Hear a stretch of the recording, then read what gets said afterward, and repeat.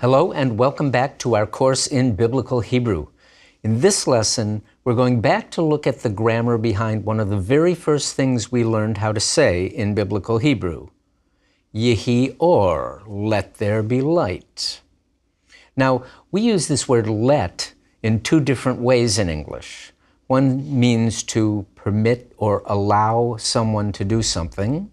They don't let you vote in the U.S. until you're 18 years old. But there's another way we use let, and it's this.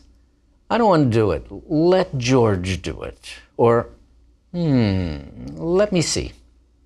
You're not asking for permission to see or allowing George to do something. Instead, you're expressing your own intention that something should happen. The let of let there be light is exactly that kind of let, the kind that expresses intention. God was not saying that light had been forbidden to exist but was now permitted. He was expressing an intention that there should be light. In this lesson, we're going to learn how Biblical Hebrew expresses that kind of intention, mostly through the imperfect form of the verb, but in certain cases through a change in the verb. When we're learning the imperfect forms, I translate them for shorthand as a future tense, eshmor, I will keep. But you know that it can have other meanings. Here are some examples as a reminder. First, the imperfect can be a generalized present tense. Siftei chohen yishmeru da'at. V'Torah yivakshu mipihu. The lips of a priest keep knowledge, and people seek instruction from his mouth. Not something that will happen in the future, but something that they just always do. Second, the imperfect can have that habitual meaning even in the past. Moshe yedaber, veha Elohim Ya'anenu v'kol. Moses would speak, and God would answer him in a thunderclap. Something that only happened on a single day and in the distant past, but it happened over and over on that day, still the imperfect form. And most importantly for what we're going to talk about today, the imperfect can be what scholars call modal. I keep that word modal in a section of my brain that is labeled woulda, coulda, shoulda. So Moshe yedaber can mean Moses will speak, can also mean Moses speaks every morning at 10 a.m., or Moses would speak to the people over and over, or Moses could speak or should speak or might speak. If Moses spoke, a perfect verb or converted imperfect, it's very clear what happened. But if I use an imperfect or its equivalent, a converted perfect, the grammatical form does not pin down in what precise way the action is incomplete. I may be speaking about something that will definitely happen in the future, or something that might happen, or something that I want to happen. Let Moses speak. Moshe yedaber. Now, there are certain special forms of some verbs that express this meaning specifically, like yehi. If you remember what we learned about Lamed He verbs, you'll remember that the third masculine singular imperfect of a Lamed He verb ends in segol He. He will see, yir'eh. She will drink, tishteh. It will be, yihyeh. It will be, yihyeh. Let it be, yehi. These special let it forms don't exist for all verbs. In the second and third person, only three kinds of verbs have these forms. Lamed He, like we just saw with Yehiah and Yehi. hollow verbs, which we'll see in a minute, and he feel verbs, which we'll talk about another time. These second and third person forms, if you should do it or she should do it, those forms are called jussive, from a Latin word meaning to command.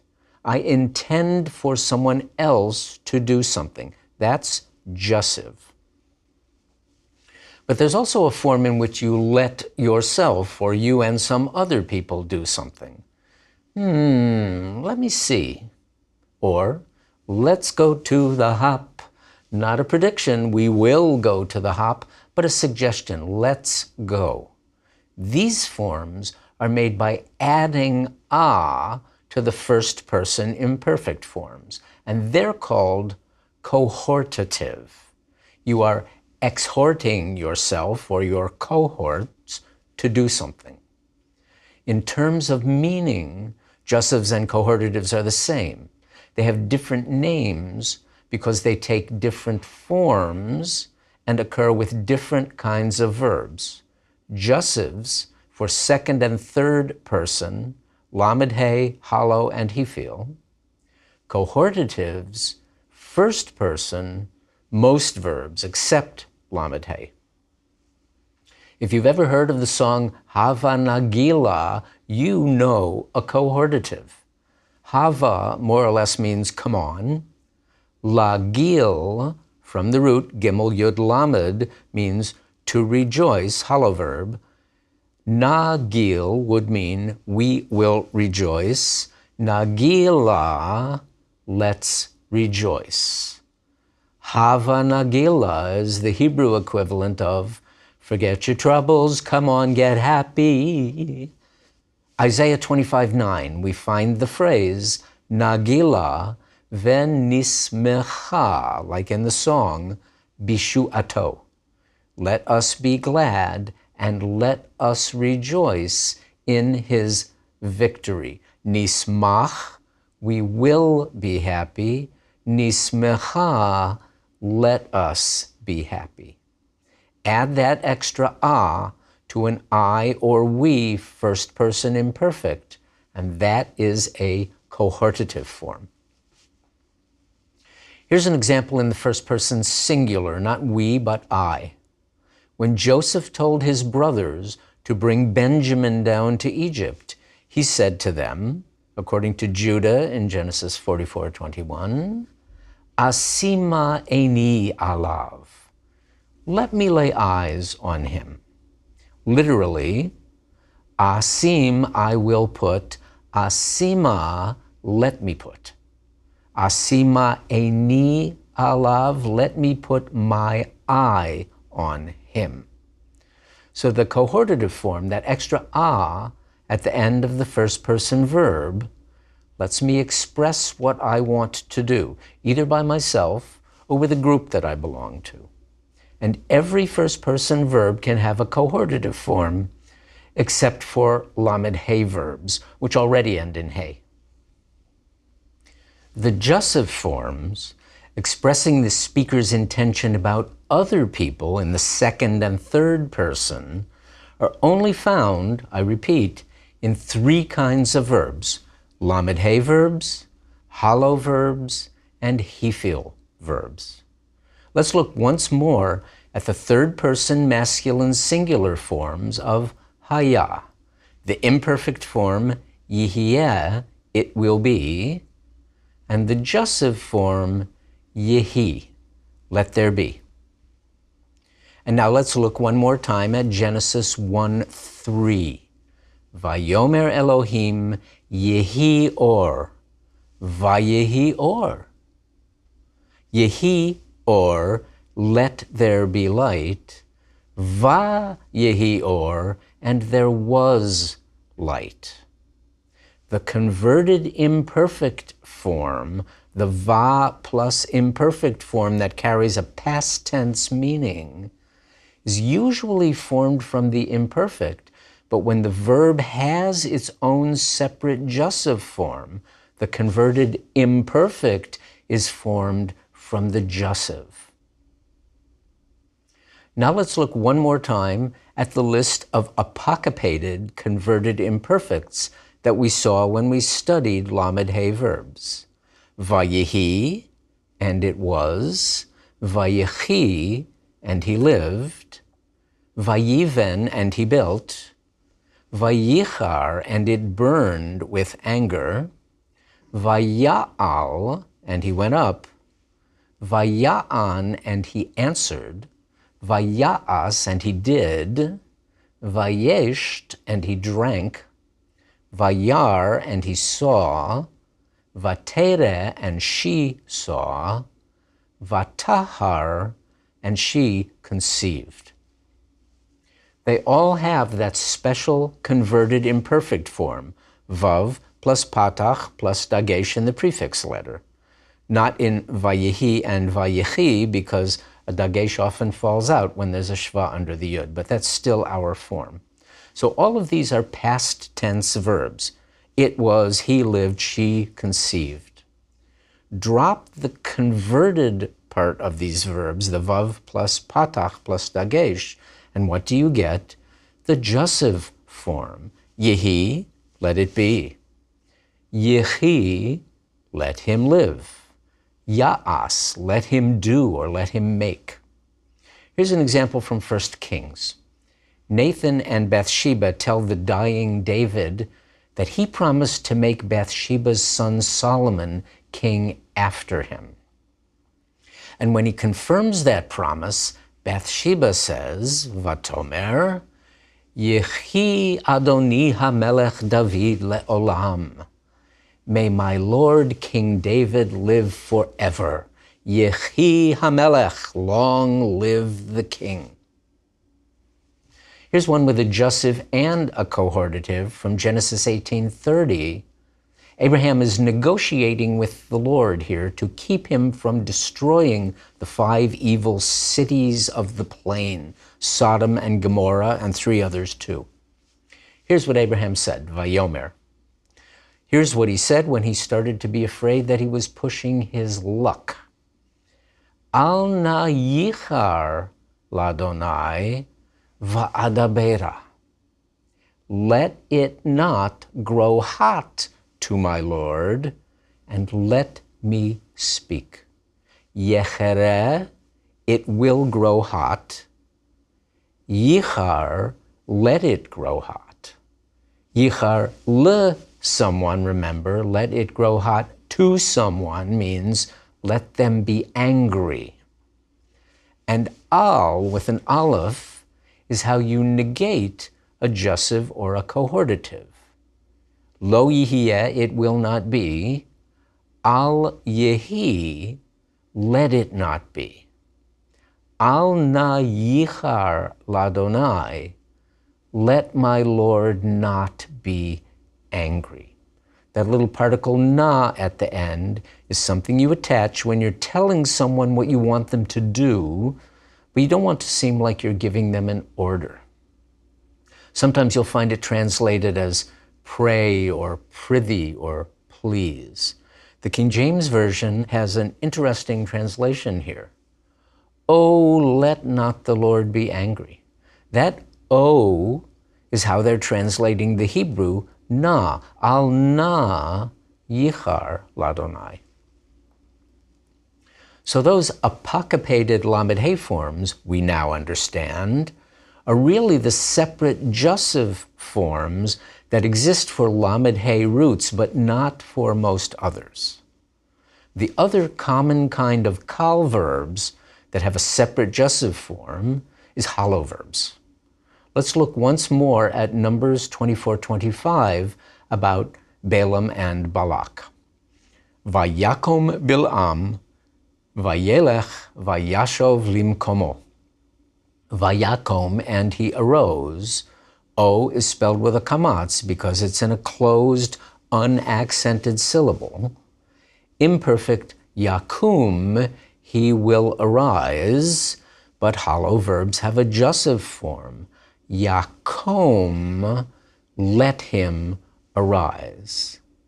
Vayashov, and he returned, works the same way. Imperfect yashuv, he will return, but Joseph, yashov, let him return. And here's another shape of hollow verb that you'll want to recognize. Remember when Moses' mother took a papyrus box, a teva, an ark, and put him in it? Vatasem ba et hayeled. Tasim, she will put, the imperfect. Vatasem, she did put, the converted imperfect. Tasem, let her put. We're going to look at a few more of these jussive and cohortative forms in a moment, but first, I want to answer an important question you may or may not have thought to ask. If the verb doesn't have a separate jussive or cohortative form, how can I tell when the imperfect is carrying a jussive or cohortative meaning? Let's look at an example from Exodus 3, when Moses sees the burning bush. We've looked at part of this verse before, but not all of it. Verse 3. Vayomer Moshe asura na ve'er'e et hamar'e hagadol hazeh. Madua lo yiv'ar hasneh. Why doesn't the bush burn up? Or if you prefer, why won't the bush burn up? Imperfect verb, definitely not being used as jussive because it's negated with lo. Moses doesn't want it not to burn. He's just wondering why it doesn't burn. And hamar'eh hagadol hazeh, mar'eh, a noun from resh aleph hey, to see, this great sight. Why won't the bush burn?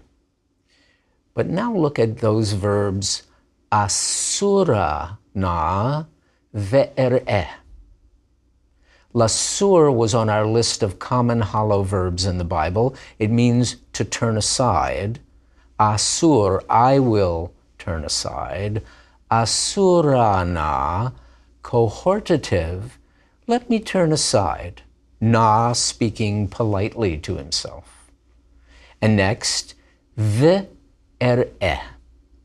Er'eh, the imperfect, I will see, but with the in front of it, vav and a shva.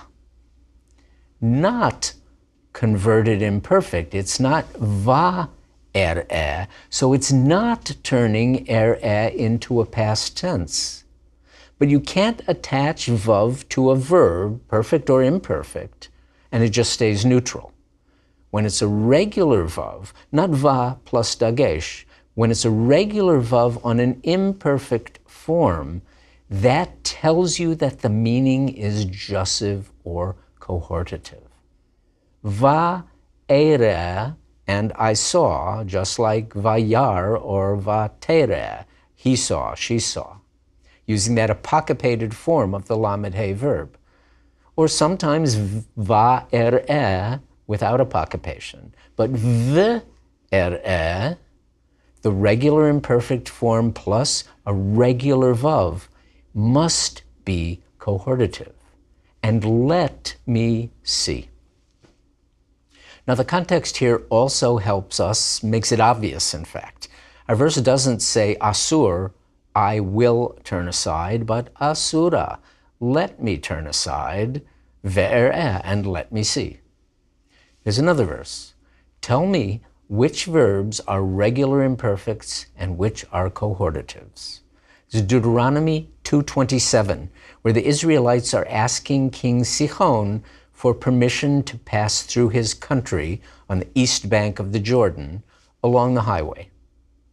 Ebera ve'artzecha, baderech elech, lo asur yamin u'smol.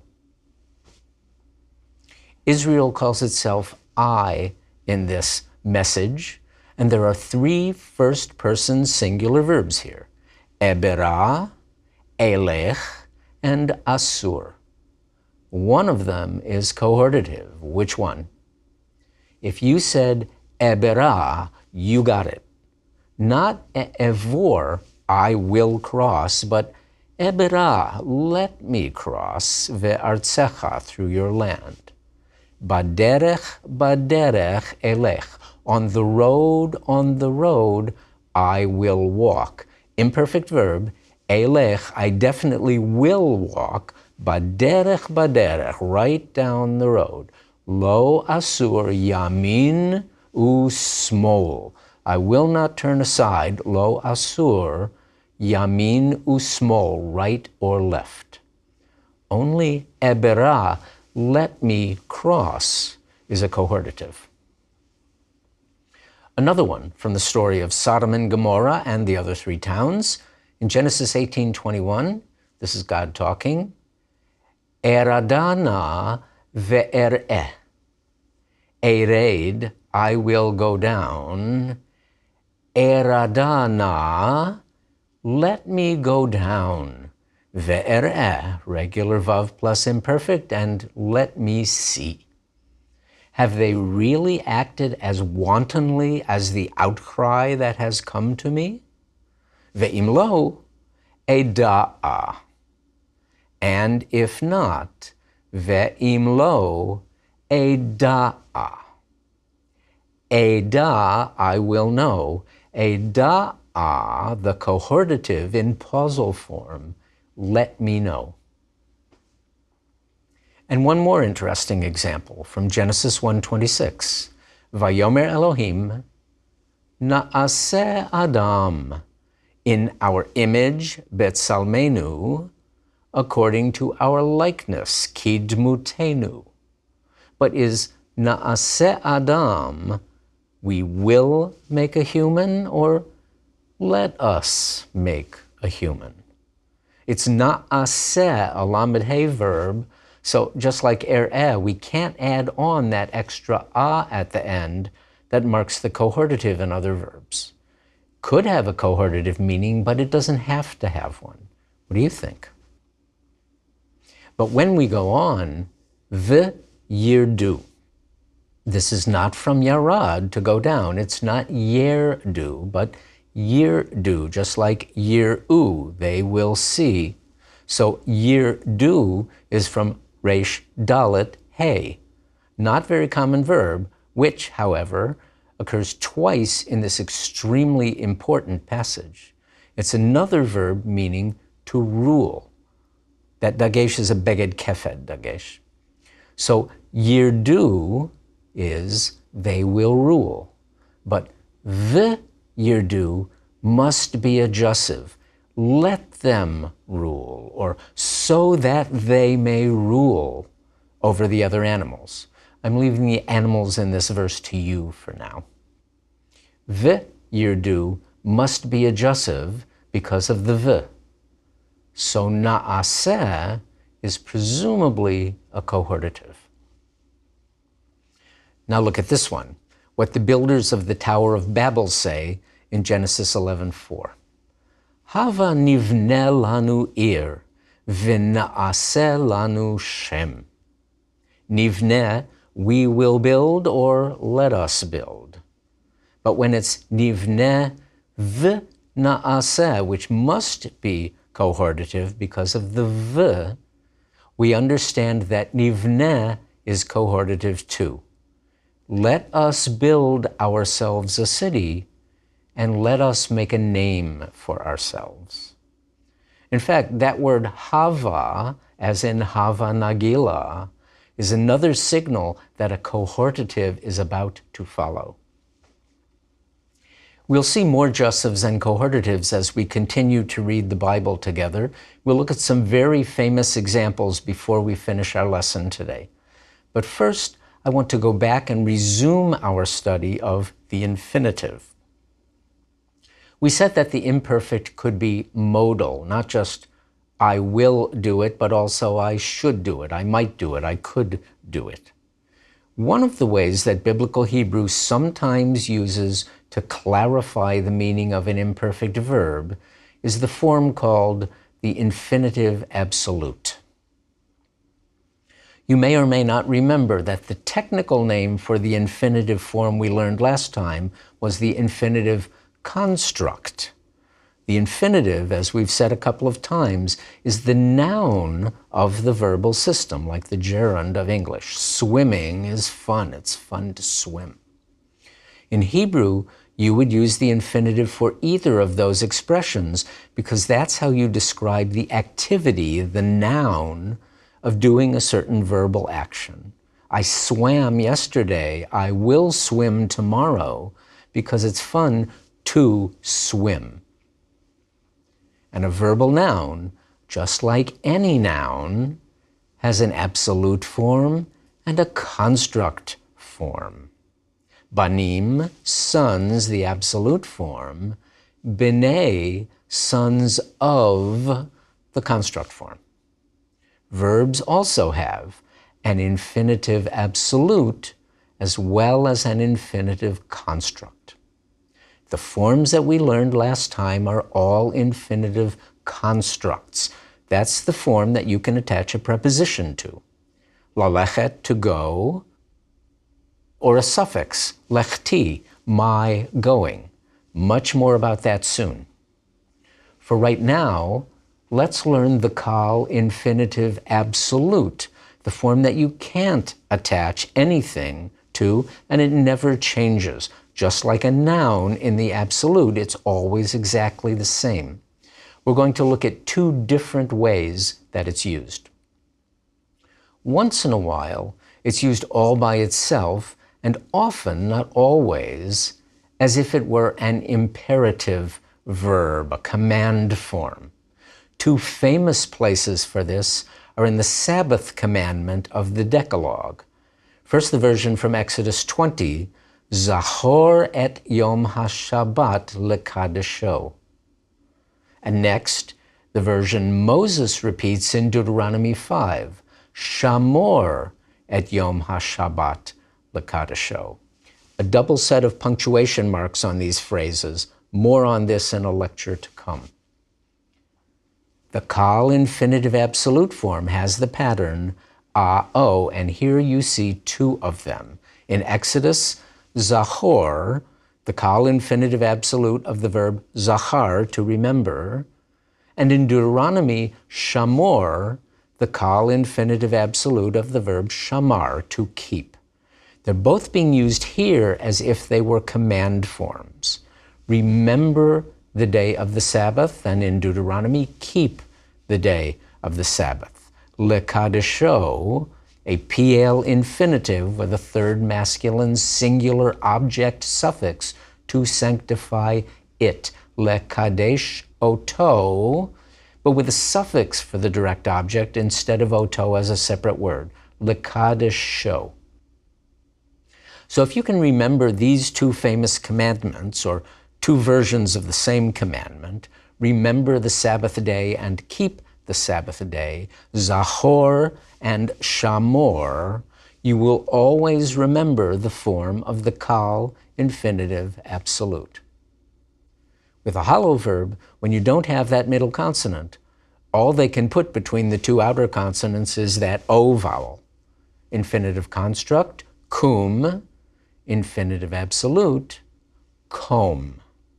That's the form of the infinitive absolute. Now the most common usage of the infinitive absolute to emphasize a verb of tense, a perfect or imperfect verb. Let's go back to the Garden of Eden for two infinitive absolutes and a bonus infinitive construct. Vayitzav Adonai Elohim al ha'adam lemor. And the Lord God commanded the human, saying. Lemor, remember from Amar, the word that introduces direct quotation. Mikol eitz hagan achol tochel. From every tree of the garden, Mikol eitz hagan, tochel, you shall eat. Achol tochel, you absolutely can eat. But me'etz hada'at tovara, from the tree of the knowledge of good and evil, lo tochal mimenu, you shall not eat from it. Ki beyom acholcha mimenu, for on the day of your eating from it, acholcha, infinitive construct, le'echol, to eat, achol, eating, acholcha, your eating, mot tamut. Tamut, imperfect, you will die. Mot tamut, with the infinitive absolute before the imperfect, you will die. Not you could die, you might die, you should die. The imperfect tamut could mean any of those, but mot tamut, with the infinitive absolute, you will definitely die. And in Genesis 3:4, the snake uses the infinitive absolute to say exactly the opposite. Vayomer hanachash el ha'isha, lo mot timutun. Not a plain imperfect, lo tamutu, you will not die, but lo mot timutun. Y'all are totally not going to die. I guarantee it. He uses the infinitive absolute to emphasize the verb, exactly mimicking the way God said it. One more example of the infinitive absolute adding emphasis, turning a neutral statement into an emotional one. From Genesis 37:8, after teenage Joseph has told his brothers his dream, symbolizing them bowing down to him. Vayomru lo echav, hamaloch timloch aleinu, im mashol timshol banu, o maloch mashol, those are the kal infinitive absolutes. In both cases, they're immediately followed by a second person masculine singular imperfect. You will reign and you will rule. But notice that those phrases are introduced first by the question word ha, and second by the word that introduces a second question, im. Will you reign over us? Will you govern us? But they are not asking him out of curiosity. Those infinitive absolutes add oomph to the questions. You're going to reign over us, you punk kid? You will govern us? I don't think so. They were wrong, of course, but they didn't know that yet at this point in the story. And they were letting their spoiled kid brother know in no uncertain terms what they thought about him and his ego. And the way they did it was by using the infinitive absolute to emphasize their words. Hamaloch timloch aleinu, im mashol timshol banu. Are you kidding me? Now for a change of pace. Let's go back, he said cohortatively. Let's go back to review the jussive form, and we'll do it by reading from the priestly blessing of Numbers 6:24 through 26. These are the oldest preserved words from the Bible, since they were found on a silver amulet dating to approximately 600 BCE. The priests are told that they're supposed to stand in front of the Israelites and invoke God's blessing on them. In Jewish tradition, they would do the Mr. Spock thing. Apparently, you have to have a certain gene to be able to do this, but Leonard Nimoy had it. And they would say this: Yevarechecha Adonai ve'yishmerecha. Ya'er Adonai panav elecha v'chuneka. Yisa Adonai panav elecha ve'yasem lecha shalom. First 3 words, then 5 words, then 7 words. God's name, the Tetragrammaton, is the second word of each verse. And each verse has 2 verbs. And the second verb in each verse is introduced by a vav. not va plus dagesh, but a regular vav. Let's look at all these verbs. Verse 24, yevarech, with a second masculine singular object suffix. Ve yishmor, plus the same suffix. We're going to see more and more of these attached suffixes. Do start getting used to them. Verse 25, ya'er ve'yachon, again, plus second masculine singular suffix. Verse 26, yisa ve'yasem. Those are our 6 verbs. Yevarech is a PL imperfect. He will bless. But the plain vav on the next verb, v yishmor, tells us that it must be a jussive, which tells us to translate the first verb of the pair as a jussive too. May the Lord bless you and keep you. Ya'er, not ya'ir, it's a hollow verb and it's a he feel, and it must be a jussive because of that vowel. And it too is followed by an imperfect with regular vav. You know ya'er because we saw it in Genesis 1:15 and 17. The sun and moon were created le'ha'ir al ha'aretz, to shine upon the earth. So this is, may the Lord shine his face on you. That means smile at you, and may he be gracious to you. And finally, yisa, see the dagesh, is obviously from nun, sin, aleph. It's a plain old imperfect, but the next verb, ve'yasem, both the vav and the shape of the verb, yasem, not yasim, both those things tell us it is jussive. So the verb it's paired with must be too. May the Lord lift up his face to you, and may he grant you peace. Your Numbers 22 challenge this time is to find the 2 cohortative verbs in the chapter. There aren't any jussive forms, but there are lots of converted imperfects that are made from jussive forms. How many can you identify? And I'll finish by wishing you all Yivarechecha Adonai v'yishmerecha, Ya'er Adonai panav elecha v'chuneka, Yisa Adonai panav elecha v'yasem lecha shalom.